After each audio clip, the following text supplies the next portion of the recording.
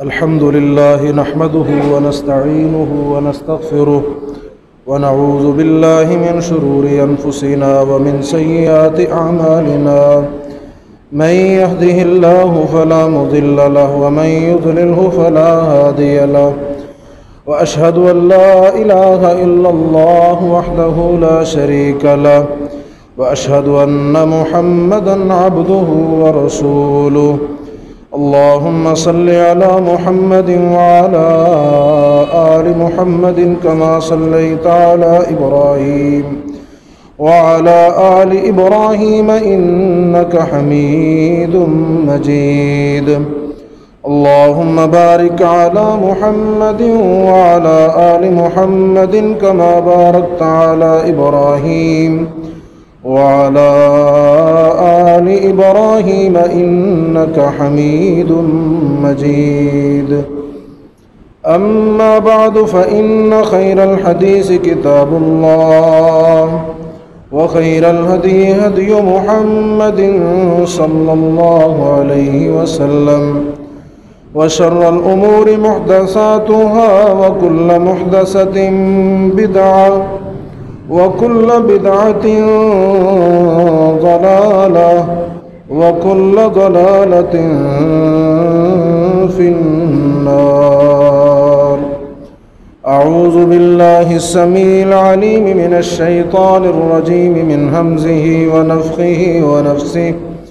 يا أيها الذين آمنوا اتقوا الله حق تقاته ولا تموتن إلا وأنتم مسلمون. بسم الله الرحمن الرحيم.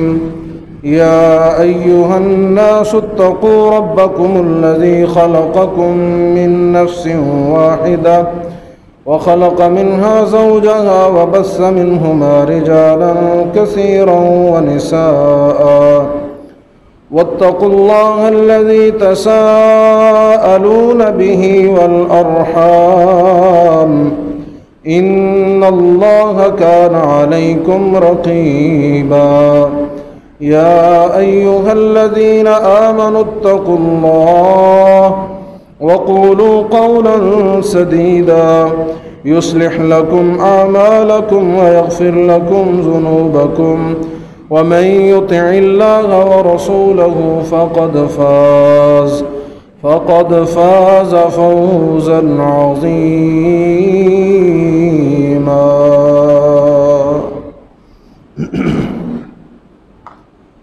ہر قسم کی حمد و ثنا، تعریف، کبریائی، بڑائی اللہ وحدہ لا شریک مالک کائنات خالق ارض و سما کے لیے لاکھوں اور کروڑوں درود و سلام امام الانبیاء، حبیب کبریا، صدر العلا، شمس الضحیٰ، بدر الدجا، جناب محمد الرسول اللہ صلی اللہ علیہ وآلہ آلہ وبارک وسلم کی ذات اقدس و مقدس و مطہرہ پہ محترم اور مکرم بھائیوں، بزرگوں، دوستوں، عزیزوں، اللہ کریم کا بڑا ہی فضل و احسان ہے جس ذات عظیم کی رحمت کے ساتھ ہم اس کے گھر میں جمع ہیں. دعا فرمائے مالک ہم سب کا یہ مل بیٹھنا اپنی بارگاہ میں قبول و منظور فرما لے، اور جمعۃ المبارک کے جس اجر و ثواب کا وعدہ مالک نے اپنے پیغمبر کی زبان سے، نبی رحمت علیہ الصلاۃ والسلام کی زبان اقدس سے ہمارے ساتھ فرمایا ہے، اللہ ہم سب کو اس اجر عظیم کا مستحق بنا دے. سورہ الحجرات کا مطالعہ کر رہے ہیں اور اس کی ابتدائی 7 آیات جو ہیں وہ الحمدللہ ہم نے پڑھی ہیں. 7ویں آیت جو ہے یہ گزشتہ خطبے کے آخر میں پڑھی گئی تھی، اور اس میں جو احکامات مالک نے ہمیں عنایت فرمائے ہیں، جن ہدایات سے نوازا ہے، اسی سے ہم بات کا آغاز کرتے ہیں. ابتداً تو اللہ اور اس کے رسول کے آداب اور اطاعت کی تعلیم دی گئی ہے، اور نبی رحمت علیہ الصلاۃ والسلام کو کس انداز میں مخاطب کرنا ہے یہ سکھایا گیا ہے۔ اور پھر کوئی بھی خبر کہ جس کے اثرات معاشرے پہ، ماحول پہ زیادہ جو ہے وہ ہو سکتے ہوں، اس کی تحقیق کرنے کا حکم ہے۔ باہم بھی اگر گھریلو معاملات میں بھی کوئی خبر پہنچتی ہے تو ایسے ہی بلا وجہ کسی کے بارے میں بدگمانی کرنے کی بجائے یا کسی کے بارے میں برا سوچنے کی بجائے تحقیق کر لینے کا حکم ہے، تاکہ کسی بھی قسم کی پیش قدمی سے قبل حقیقت تک پہنچ جاؤ، ایسا نہ ہو کہ بعد میں شرمندہ ہونا پڑے۔ اور اس کے بعد یہ جو آیت مبارکہ ہم نے پڑھی، اس میں اللہ کریم نے اس بات کا اعلان فرمایا ہے، ہدایت دی ہے، تعلیم دی ہے کہ لوگوں وَاعْلَمُوا أَنَّ فِيكُمْ رَسُولُ اللَّهِ لَوْ يُطِيعُكُمْ فِي كَثِيرٍ مِّنَ الْأَمْرِ لَعَنِتُّمْ، یہ بات جان لو کہ اللہ کے رسول تمہارے اندر موجود ہیں۔ اس وقت صحابہ اکرام رضوان اللہ علیہ مجمعین کے اندر آقا کائنات بنفس نفیس موجود تھے، اور آپ صلی اللہ علیہ وسلم کی وفات کے بعد، رحلت کے بعد، دنیا سے کوچ کر جانے کے بعد اب پیارے آقا علیہ الصلاۃ والسلام کے احکامات، آپ کی احادیث ہمارے پاس موجود ہیں۔ تو ہمیں یہ حکم دیا گیا ہے کہ اگر تم رسول کو اپنے تابع کرو گے تو مشکل میں پڑ جاؤ گے، اگر اپنی مرضی کو مسلط کرو گے اور نبی کی بات کو پیچھے کرو گے تو مشکل میں پڑ جاؤ گے، تمہارے لیے مصیبتیں کھڑی ہو جائیں گی۔ اور اگر اللہ کے رسول صلی اللہ علیہ وسلم کی ہدایات کو، پیارے آقا علیہ الصلاۃ والسلام کی بات کو مقدم رکھو گے اور اپنی مرضی کو پیچھے کر دو گے تو پھر تمہارے لیے آسانیاں ہوں گی۔ یہ ہمیں یہاں ہدایت دی گئی ہے اور یہ سکھایا گیا ہے، اپنی منواؤ گے تو مشکل میں پڑو گے، سنت پہ عمل کرو گے تو آسانیاں ہی آسانیاں ہوں گی۔ اس بات کا بخوبی اندازہ آپ احباب موجودہ دور میں شادی بیاہ کی جو فضول رسومات ہیں اور فوتیدگی کے حوالے سے اموات کے موقع پہ جو فضول قسم کے کام کیے جاتے ہیں، ان سے آپ اندازہ کر سکتے ہیں کہ جو کام سنت کے مطابق ہو اس میں کتنی آسانی ہوتی ہے، اور جس کام کے اندر ہم اپنی مرضی کو شامل کر دیں اس میں بندہ کتنی مشکلات کا شکار ہوتا ہے۔ شادی بیاہ کے معاملات کو دیکھ لیں، یہ جی کیا ہے، اب کارڈ چھپوانے ہیں، اب سب کے جو ہے وہ کئی نئے جوڑے سلوانے ہیں، اب مہندی کی رات ہے، اب بارات ہے، اس پہ بھی جو ہے وہ پوری ایک فوج اور پورا ایک لشکر تیار کرنا ہے، اور پھر باجوں گاجوں اور فائرنگ کی آوازوں کے ساتھ اگلے گھر پہ حملہ کرنا ہے، اور پھر وہاں سے بیٹی کو جو ہے وہ ایسے لے کے آنا ہے جیسے اغوا کر کے لائے ہیں، اور اگلوں کو بھی مصیبت میں ڈالنا ہے۔ انہوں نے بھی پورا اہتمام کرنا ہے، انہوں نے بھی جو ہے وہ جہیز کا انتظام کرنا ہے، اور پتہ نہیں کیا کچھ، اتنے لوازمات ہم نے جو ہے وہ تیار کر دیے ہیں شادی کے موقع پہ، اتنے لوازمات کہ عام انسان جو ہے وہ بیچارہ سوچ کے ہی پریشان ہو جاتا ہے کہ بیٹیاں جوان ہو رہی ہیں، نکاح کرنا ہے تو کیسے کرنا ہے، کیا کروں گا، بیٹا جوان ہے، نکاح کرنا ہے تو کیسے کرنا ہے، کیا کروں گا۔ پچھلے دنوں میں ہمارے ایک دوست ہیں، غریب آدمی ہے بیچارے، یا درمیانے متوسط طبقہ سمجھ لیں، دکان ہے چھوٹی سی کریانے کی گاؤں کے اندر، اپنے ایک بیٹے کا انہوں نے جو ہے وہ نکاح کرنا تھا، اس کی شادی کرنی تھی، تو میرے ساتھ بات کرنے لگے کہ قاری صاحب کس طرح کرنی چاہیے، کیا کرنا چاہیے۔ میں نے یہی بات کی، مگر قدرتی طور پہ میری زبان سے الفاظ ہی یہ نکلے، میں نے کہا کہ محترم اگر سنت پہ عمل کریں گے تو خود بھی آسانی میں رہیں گے، اگلا گھر بھی آسانی میں رہے گا، اور اگر اپنی مرضی کریں گے تو پھر ساری بات آپ کے سامنے ہے، پھر مشکلات کھڑی ہیں، پھر بھگت لیجئے۔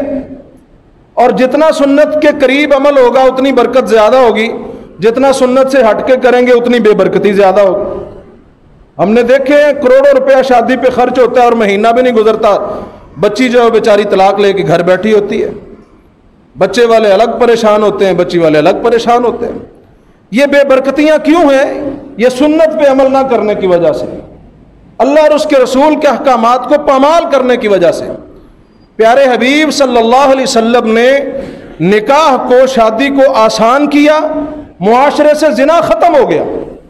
آج ہم نے نکاح کو، شادی کو مشکل بنا دیا ہے، زنا عام ہو چکا ہے، بدکاری، بے حیائی عام ہو چکی ہے۔ آپ احباب اس بات کو بخوبی جانتے ہیں کہ ہمارے معاشرے کے اندر یہ بے حیائی کس قدر جو ہے وہ سر اٹھا چکی ہے، عزتیں محفوظ نہیں ہیں، عصمتیں محفوظ نہیں ہیں۔ اس کا مین سبب یہی ہے کہ ہم لوگ اللہ اور اس کے رسول کے احکامات سے دور ہو چکے ہیں۔ شادی، بیاہ، نکاح جو ہے یہ ہمارے لیے ایک مسئلہ بن چکا ہے، تو ظاہر ہے بچوں کی جو معاملات ہوتے ہیں، جو بشری تقاضے ہوتے ہیں، وہ بے وقوف ہوتے ہیں، احمق ہوتے ہیں، انہوں نے جہالت کے اندر وہ پورے کرنے ہیں، معاشرہ داغدار ہوگا، بچیاں بھی، بچے بھی جو ہیں وہ بیچارے داغ لگوائے بیٹھے ہوتے ہیں۔ تو بھائیو، اب میں نے ان کو یہی بات کی، وہ کہنے لگے جی میں کوشش کروں گا لیکن کیا کروں، بچے نہیں مانتے۔ ہماری جو ہے وہ مصیبت ہی یہ ہے، بچے نہیں مانتے۔ دنیا کی ہر بات ہم منوا لیتے ہیں لیکن جب دین کی بات آئے تو وہاں بچے نہیں مانتے۔ اور پھر شادی کے بعد ان سے ملاقات ہوئی، میں نے خیر ان کو سمجھایا، اپنی شادی کی میں نے بات بتلائی کہ الحمدللہ بالکل سنت کے مطابق سادگی سے کی ہے، اللہ کا فضل ہے، آسانیاں آسانیاں ہے۔ بھائی کی شادی کی ہے بالکل سادگی کے ساتھ، بالکل جو ہے وہ آسانی سے الحمدللہ کی ہے، سنت کے مطابق کی ہے۔ ولیمہ جو ہے ولیمے کے پہ کیا کیا ہے، جو چند قرب و جوار کے عزیز تھے وہ پہنچ گئے، باقی نماز کے موقع پہ نمازیوں کو کہہ دیا کہ بھائی بعد میں جو ہے وہ کھانا ہے، احباب ذرا بیٹھیں، کھانا کھلا دیا۔ لڑکی والوں پہ الحمدللہ کسی قسم کا بوجھ نہیں ڈالا، کوئی بارات نہیں گئی، کوئی لشکر نہیں گیا، کوئی جم غفیر نہیں گیا کہ وہاں جا کے ڈھول ڈمکا کیا جائے اور جو ہے وہ ناچ گانا ہو اور فائرنگ ہو اور اس قسم کا۔ اللہ کا شکر ہے بیائی کھڑے ہیں نا آپ کے سامنے، 5 بچے بھی ہیں الحمدللہ۔ کیا ہوا ہے؟ اگر ہم نے یہ کام نہیں کیے تو کیا ہماری اولاد نہیں ہوئی یا ہماری شادی نہیں ہوئی؟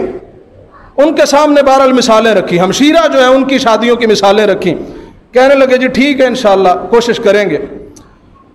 یہ کچھ دن پہلے دوبارہ ان سے ملاقات ہوئی، میں نے احوال پوچھے جی، کہنے لگے جی قاری صاحب کوشش تو بڑی کی تھی، میں نے تو بچوں کو کہا تھا کہ بھائی ایسے نہیں کرنا ہے، ایسے کرنا چاہیے، ہمارے ادھر قاری صاحب ہیں وہ ایسے کہتے تھے ایسے کہتے تھے، لیکن قاری صاحب کیا کریں، وہ بڑا بچہ کہنے لگا مجھے تو 50,000 دینا ہے، میں نے تو وہ پھینکنا ہے۔ چھوٹا کہنے لگا مجھے 10,000 دینا ہے، میں نے اس کی جو ہے وہ لوگوں پہ پھینکنا ہے۔ اور پھر میں نے بڑا ان کو منع کیا کہ بھائی باجے گاجے نہیں لے کے آنے، لیکن مجھے پتہ ہی اس وقت چلا، میں اندر تھا تو باہر باجوں کی آوازیں آنے لگیں اور ایسے ہو گیا اور ویسے ہو گیا، اب میں کیا کرتا جی؟ اچھا میں نے کہا تو پھر کیا بنا؟ کہنے لگا جی کوئی 3 ساڑھے 3 لاکھ کا مقروض ہو گیا، دکان جو ہے وہ نیچے لگ گئی ہے اور 3 ساڑھے 3 لاکھ کا مقروض ہو گیا۔ ایک بندہ جو بیچارہ دیہڑی دار سمجھ لے، ایک دن کا کوئی 1000 1200 1500 کماتا ہے، وہ 3 ساڑھے 3 لاکھ کا مقروض ہو جائے، آپ خود سمجھ لیں کہ کیا بنے گا۔ میرے بھائیوں، ہم نے جب سے سنت کو چھوڑا ہے، سچی بات ہے ہم خود کو مشکلات میں ڈالتے ہیں، دوسروں کے لیے مشکلات کا سبب بنتے ہیں، اور جو بے برکتی اور نحوست جو نازل ہوتی ہے وہ الگ ہوتی ہے۔ اگر ہم اللہ اور اس کے رسول کے احکامات کو پامال نہ کریں، اللہ کی قسم ہے اللہ کی طرف سے رحمتیں اور برکتیں بھی نازل ہوں گی، آسانیاں بھی پیدا ہوں گی۔ قرآن تو بار بار کہتا ہے، مالک فرماتے ہیں یرید اللہ بکم اليسر ولا یرید بکم العسر، اللہ تو تمہارے لیے آسانیاں پیدا کرنا چاہتے ہیں، اللہ تمہیں تنگی میں ڈالنا ہی نہیں چاہتے۔ ہم کہتے ہیں کہ ہم نے تنگی میں پڑنا ہے، ہم سارے کام تنگ ہو کے کر لیتے ہیں، دنیا کے سارے رسمیں ساری تنگ ہو کے پوری کر لیں گے، رواج سارے کے سارے خود کو مشکل میں ڈال کے پورے کر لیں گے۔ ہاں جب اللہ کا کوئی حکم آ جائے پھر ہم رعایتیں مانگتے ہیں، پھر ہم آسانیاں تلاش کرتے ہیں، جی مولوی صاحب اس میں کوئی راستہ نکل نہیں سکتا، پھر ہم قرآن حدیث کی طرف آ جاتے ہیں۔ اور مجھے بڑی حیرانگی ہوتی ہے اور بڑا افسوس بھی ہوتا ہے، اللہ معاف فرمائے، شادیوں کے اوپر جو کچھ ہوتا ہے ساری کی ساری بے حیائی اور سارے کے سارے ہندوانہ رسوم و رواج وہ پورے کر لیے جاتے ہیں، اور جب رخصت کرنے کی باری آتی ہے تو کہتے ہیں جی وہ قرآن مجید لے کے آؤ، کیا کرنا ہے جو قرآن مجید؟ جی اس کے سائے میں سے بیٹی کو گزارنا ہے۔ اب کیا بندہ یہاں لفظ بولے؟ یہ سایہ قرآن مجید کا، قرآن اس لیے ہے قیامت کے دن اگر اللہ کے نبی صلی اللہ علیہ وسلم نے گریبان پکڑ لیا اور مالک کو شکایت کر دی، وقال الرسول یا ربی ان قوم اتخذوا هذا القرآن مہجورا، اللہ نے اگر کہہ دیا، اللہ کے نبی صلی اللہ علیہ وسلم نے اگر کہہ دیا، شکایت کر دی کہ اللہ یہ وہ میری قوم ہے، یہ میری قوم ہے جس نے قرآن کو مذاق بنا لیا تھا، کیا جواب ہے میرے اور آپ کے پاس؟ جس مقصد کے لیے آیا ہے اس کو پورا نہیں کرنا، اس کو پڑھنا نہیں ہے، اس کو سمجھنا نہیں ہے، اس پہ عمل نہیں کرنا، اس مقصد کو اپنانا نہیں ہے اور مذاق بنا لینا ہے۔ بندہ مر نہیں رہا تو قرآن، بندہ مر گیا ہے تو ثواب TCS کرنے کے لیے وہ بھی قرآن پڑھنا نہیں ہے، جمع کرنا ہے۔ ادھر سے چلے جاؤ جی اتنے پارے آ گئے ہیں، ادھر سے چلے جاؤ اتنے قرآن اکٹھے ہو گئے، اب یہ سارے قرآن اکٹھے کر کے کیا کرو جی؟ مردے کو بیلٹی کر دو۔ کہاں سے ڈھونڈ لیے ہم نے یہ مسئلے؟ کہاں سے بنا لیے ہم نے یہ ڈھکوسلے کہ جن کا نہ قرآن میں وجود ہے، نہ حدیث میں وجود ہے، نہ صحابہ کی سیرت میں ملتے ہیں، نہ تابعین سے ملتے ہیں، نہ تبع تابعین سے ملتے ہیں۔ دین اسلام کے جتنے روشن سال ہیں ان میں کہیں آپ کو ان چیزوں کا وجود نہیں ملے گا۔ ہم کہاں پھر رہے ہیں اور کیسے مسلمان ہیں ہم؟ میرے بھائیوں، اللہ ہم سب پہ اپنی رحمتیں فرما دے، مالک ہم سب کو صحیح معنوں میں دین حنیف پہ چلنے والا بنا دے۔ اللہ کریم نے یہاں سیدھی سی بات کر دی ہے۔ یہ جو آیت نمبر 7 جو ہم نے پڑھی تھی نا پچھلے جمعے کے آخر میں، میرے مالک نے سیدھی سیدھی بات یہاں اعلان فرمایا۔ کیا فرمایا؟ وَاعْلَمُوا أَنَّ فِيكُمْ رَسُولَ اللَّهِ لَوْ يُطِيعُكُمْ فِي كَثِيرٍ مِّنَ الْأَمْرِ لَعَنِتُّمْ وَلَكِنَّ اللَّهَ حَبَّبَ إِلَيْكُمُ الْإِيمَانَ وَزَيَّنَهُ فِي قُلُوبِكُمْ وَكَرَّهَ إِلَيْكُمُ الْكُفْرَ والفسوق والعصيان أولئك هم الراشدون فضلا من الله ونعمة والله عليم حكيم۔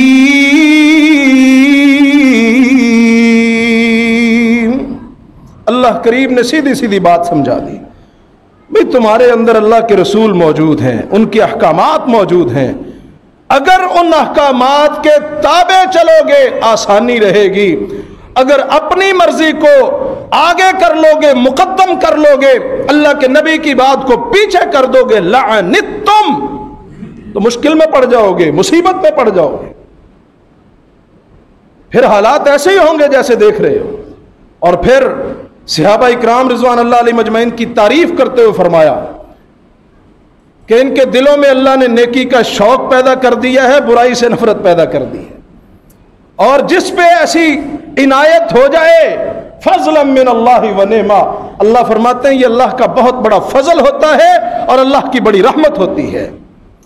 جس کے دل میں نیکی کا شوق غالب آ جائے اور برائی سے نفرت پیدا ہو جائے، برا کام کرنے کو دل نہ چاہے، نیکی کرنے کو دل چاہے، بندہ جو ہے وہ ذوق ہو اس کے اندر کہ میں یہ نیک کام کر لوں، میں یہ نیک کام کر لوں، میں یہ نیک کام کر لوں، فرمایا فضلا من اللہ و نعمہ، یہ اس پہ اللہ کا فضل اور اللہ کی نعمت ہوتی ہے۔ اس کو اللہ سے دعا کیا کریں کہ یا اللہ ہمارے اوپر یہ فضل فرما دے، یہ نعمت ہمیں دے دے، اس نعمت سے ہمیں سرفراز فرما دے۔ سچی بات ہے جس کو یہ نعمت مل گئی بڑے نصیبے والا ہے، بڑے مقدر والا ہے۔ صحابہ اکرام رضوان اللہ علیہ مجمعین ایسی تعریفیں نہیں ہیں اللہ کے قرآن میں۔ نیکی کا شوق غالب تھا، برائی سے نفرت غالب تھی۔ برا کام کرنے کو اگرچہ بشری تقاضے کے پیش نظر، بعض اوقات جیسے کہ ایک صحابی فرماتے ہیں کہ اللہ کے نبی صلی اللہ علیہ وسلم گھر میں ہوتے ہیں تو حال اور ہوتا ہے، آپ کی مجلس میں ہوتے ہیں تو حالات اور ہوتے ہیں۔ آپ کی مجلس میں ہوں تو ایسے ہی ہوتا ہے بس جنت سامنے ہی ہے اور بس کام ہی یہ کرنا ہے، نیکی نیکی کرنی ہے۔ گھر میں بچوں میں مشغول ہو جائیں تو تھوڑا سا جو ہے وہ سستی کا شکار ہو جاتے ہیں۔ تو اس طرح تو منافق نہیں ہو گئے ہم، آقا نے فرمایا کہ بھئی اگر ہر وقت تمہاری حالت وہی رہے نا جو میری مجلس میں ہوتی ہے تو پھر تو فرشتے راستوں میں کھڑے ہو کے تمہیں سلام کریں. مطلب اگرچہ بشری تقاضے کے پیش نظر کوئی چھوٹا موٹا معاملہ ہو بھی جاتا تھا تو صحابہ اکرام رضوان اللہ علیہ مجمعین ہمہ وقت ان کے مقابلے بھی نیکی میں آگے نکلنے کے مقابلے ہوتے تھے. فلاں یہ نیکی کر رہا ہے میں بھی کروں گا، فلاں یہ نیکی کر رہا ہے میں بھی کروں گا. وہ صدیق اکبر رضی اللہ تعالیٰ عنہ اور فاروق اعظم رضی اللہ تعالیٰ عنہ کی مثالیں نہیں آپ نے دیکھی؟ مال کا تقاضا کیا، آقا نے چندہ مانگا ہے تو فاروق کہتے ہیں میرے پاس ان دنوں میں مال زیادہ ہے، آج میں ابو بکر سے بڑھ جاؤں گا. ہر وقت یہی شوق ہے میں ابو بکر سے آگے نکل جاؤں، میں ابو بکر سے آگے نکل جاؤں. ابو بکر رضی اللہ عنہ خلیفہ بنے ہیں تو فاروق اعظم رضی اللہ عنہ مدینے کی گلیوں کا چکر لگا رہے ہیں کہ مجھے کوئی ایسی نیکی کرنے کا موقع مل جائے جو ابو بکر نے نہ کی ہو، کوئی میں ایسی نیکی کر لوں جو صدیق اکبر نے نہ کی ہو. اور ڈھونڈتے ڈھونڈتے بڑھیا کا گھر تلاش کیا ہے تو وہاں بھی ابو بکر پہلے پہنچے ہوئے. یہ لوگ تھے جنہیں جنت کی طلب بھی تھی اور تڑپ بھی تھی. آج ہمیں نہ طلب ہے نہ تڑپ ہے، ذوق ہی نہیں ہے ہمارے اندر، شوق ہی نہیں ہے. ہاں کبھی کبھار باتوں باتوں میں بات آ جائے تو کہتے ہیں ہاں جی بالکل جنت میں جانا ہے جی، اللہ جنت دے سب کو، سب کے نصیب میں کر دے جی جنت. ایسے ہی جنت مل جاتی ہے؟ اتنی آسان ہوتی تو بلال رضی اللہ تعالیٰ عنہ کیوں جو ہے وہ تپتی ہوئی ریت کے اوپر گھسیٹے جاتے، وہ بھی کہہ دیتے ہاں جی جی جنت لینی چاہیے جی. خباب رضی اللہ تعالیٰ عنہ کیوں دہکتے ہوئے انگاروں پہ لیٹتے، وہ بھی کہہ دیتے ہاں جی بالکل جی جنت لینی چاہیے جی. دعا کیا کرے، دعا کریں اللہ جنت دے دے. جنت کی بات ہو تو بس دعاؤں کے ساتھ ٹال دیتے ہیں، اور دنیا کی بات ہو تو ساری کی ساری محنتیں اس کے لیے. اللہ اکبر کبیرہ. آگے چلیے. مالک نے آیت نمبر 9 اور 10 میں ہمارے معاشرے کی اصلاح کے لیے ایک اور بہت بڑی نصیحت فرمائی ہے، اور یہ ہمارے اندر عام ہے اور ہم توجہ نہیں کرتے. اللہ تعالی ہمیں اس سے محفوظ فرمائے. مالک ہم سب کے حال پہ رحم فرمائے. سبحان اللہ و بحمدہ سبحان اللہ العظیم. کیا فرمایا میرے اللہ نے؟ فرمایا وَإِن طَائِفَتَانِ مِنَ الْمُؤْمِنِينَ اقْتَتَلُوا فَأَصْلِحُوا بَيْنَهُمَا فَإِن بَغَتْ إِحْدَاهُمَا عَلَى الْأُخْرَى فَقَاتِلُوا الَّتِي تَبْغِي حَتَّى تَفِيءَ إِلَى أَمْرِ اللَّهِ فَإِن فَاءَتْ فَأَصْلِحُوا بَيْنَهُمَا بِالْعَدْلِ وَأَقْسِطُوا إِنَّ اللَّهَ يُحِبُّ الْمُقْسِطِينَ.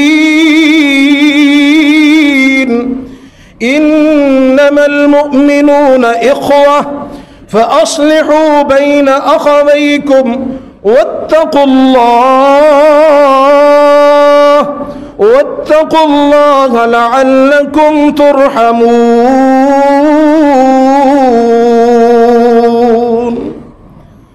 فرمایا اگر مومنوں کے دو گروہ باہم لڑ پڑے، کسی معاملے پہ جھگڑا ہو جائے، کوئی چیز باعث نزاع بن جائے، کسی معاملے پہ لڑائی کر بیٹھے، تو فرمایا کہ اس لڑائی کو مزید ہوا نہ دو، بلکہ فَأَصْلِحُوا بَيْنَهُمَا، ان دونوں کو قریب کرنے کی کوشش کرو، دونوں کے درمیان صلح کی کوشش کرو، اصلاح کی کوشش کرو.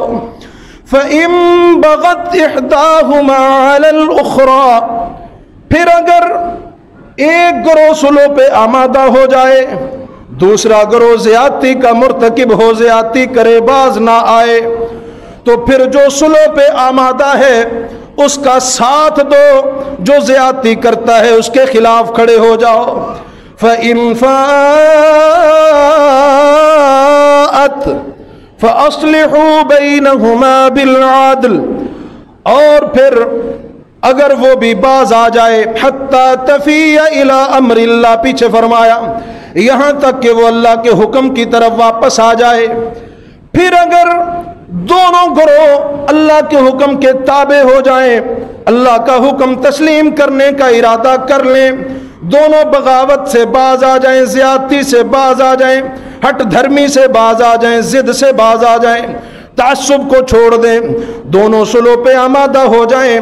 फ़अस्लिहू बैनहुमा बिलअदल व अक़सितू, तो फिर फरमाया अदल व इंसाफ के साथ उनमें सुलह करवानी है।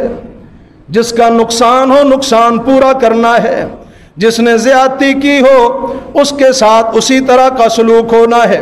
अदल के साथ, इंसाफ के साथ, मोहब्बत के साथ दोनों ग्रोहों को बाहम करीब कर दो, सुलह करवा दो। और फरमाया मेरे मालिक ने इन्नल्लाह युहिब्बुल मुक़सितीन, बिलाशुबा अल्लाह इंसाफ करने वालों को बहुत पसंद फरमाता है। अल्लाह इंसाफ करने वालों से मोहब्बत फरमाता है। फिर मेरे मालिक ने फरमाया इन्नमल मुमिनून इख्वा, ए दुनिया के लोगों याद रखो, अहले ईमान खास तौर पे तुम याद रखो, इन्नमल मुमिनून इख्वा, मोमिन तो सारे बाहम भाई भाई हैं।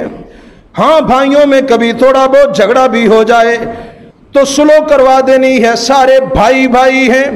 दुश्मनी इख्तियार नहीं करनी, दुश्मन बन के नहीं रहना, करीब होके रहना है। फ़अस्लिहू बैन अख़वैकुम, इन भाइयों में सुलह करवा दिया करो। वत्तक़ुल्लाह, और अल्लाह से डरते रहो। लअल्लकुम तुरहमून,